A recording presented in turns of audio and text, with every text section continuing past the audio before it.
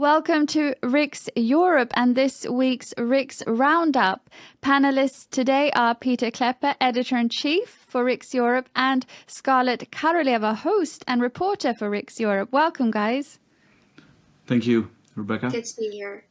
So Eurovision, big topic at the moment. Eurovision 2024 has been described as quite a tumultuous event.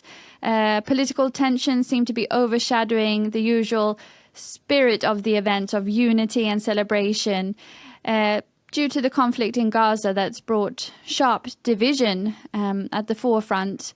Scarlet, how did these political tensions surrounding the conflict of Gaza impact Eurovision 2024 this year? I think it's safe to say that it actually completely took over the whole Eurovision. We have to understand that Eurovision shouldn't be about politics. It should be about culture. It should be about listening to very bad songs. But that this year completely got out of the window, and it was really focused on the whole situation in Israel. There were several incidents. I think the most famous one is the one where Joost is actually pushing the Israeli delegation, Eden Golan, to answer a question of a journalist where she's asked whether she feels guilty over the fact that she's bringing other artists into danger.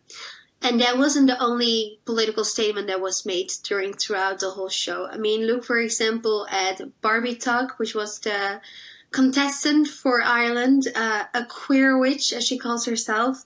She tried to write both ceasefire and free Palestine in Okan language during the trials, which she was said not to do. And we see more contestants trying to make a political statement, so using it as their own political platform rather than being there to sing a song, which is actually their job. And what implications could this have for the future of the competition, Pieter?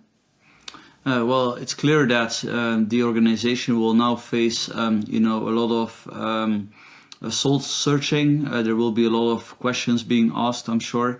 But I want to mention what Scarlet said is that, people were asking the Israeli contestant if she felt responsible for the fact that other contestants did not feel safe. But this is victim blaming, So you have aggressive, violent people threatening the Israeli participant, and then instead of blaming the people that are responsible for the lack of safety at the festival, we all know who these people are, with Islamists in Malmo at the core of it. They blame the Israeli contestant. I think that's crazy, and it's amazing that there's not even more concern about it. And then apart from that, you had, people displaying childish behavior when the Israeli contestant was speaking. And the Greek participant was sort of pretending she was falling asleep. The Dutch participant was covering his head with a flag. So, all of this should not be considered to be normal. I think if participants do not show the minimum level of respect for every other participant, I think they should be excluded. And of course, Sweden's climate activist Greta Thunberg ended up being arrested on Saturday, also for riots outside the Eurovision venue in Malmo. What do you have to say about this, Scarlet? I think it's admirable that a 21-year-old is making it her full-time job to get arrested, just to make, a statement or whatever. She got arrested during a Pro-Palestinian rally. So she was taken into custody again, which is apparently what we're hearing from her every week, because every week there's another rally she got arrested at. And keeping on the subject of the pro-Palestinian protesters, the Dutch police had to clashed with students during a rally for the same cause. Pieter, what are the key triggers for the escalation of violence between the Palestinian protesters and the police in Amsterdam? Well, it's not just Amsterdam, it's all over the Netherlands, Belgium, other places as well. Of course, in the United States, you have, students resorting to occupation of the campus. But in the first place, this is an undemocratic means of protesting. It's basically violence. If you decide to occupy a property that is not yours, that is violence. This is a violent way of acting, should not be acceptable. But I can tell you, in Brussels, there were some Jewish students that decided to host some kind of a counter-protest in a peaceful way, and they were being violently attacked. So some of them do not stop with just violently occupying somebody else's property. They also, go after, Jewish people. I mean, if that doesn't sound bad, I don't know what does. And I think public opinion is sick of it all. If you look at, again, the Eurovision Song Festival, Israel, they got 12 points, so the maximum score in the popular vote from almost every European country. The maximum score, they got the maximum score in all 6 founding member states of the EU. So I think the silent majority is fed up with all of this. And what are the consequences of these rallies, Scarlet? Financially, they're devastating because it's costing the Dutch state over 1.5 million euros in damage that this rally has caused. And it didn't stop last week. In fact, actually, the rallies are still continuing this week, but they're spreading out throughout the whole country.